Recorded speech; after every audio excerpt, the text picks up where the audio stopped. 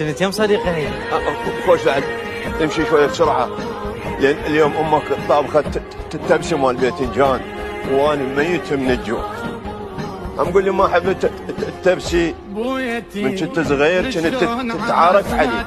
لا احبها لحد هسه. على طار الاكل مش هاي اللفه دبل شيشين وكلها بالعافيه قبل ما تبرد. زين ليش جايب لي لفه؟ هذا واحد ارعن طلبها شو بعدين بدل رايي.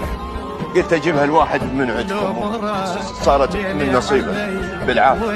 زين انت مو جوعان؟ ليش ما اكلتها انت؟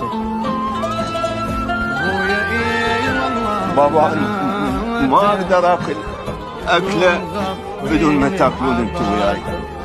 اغص باللقمه ما تنزل بزردوم.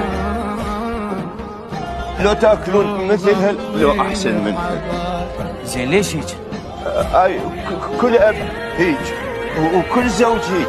انا قبل ما تجون انتم للدنيا كنت ما اكل اكله بدون امكم.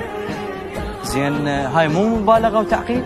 لا بابا لا، هاي امانه ومسؤوليه.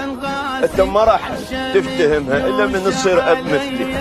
زين انت ليش متخيل انا راح اطلع مثلك؟ هو كل اب مثلي بابا، انا ما مكتشف الذره.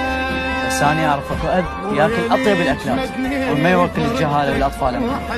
هذا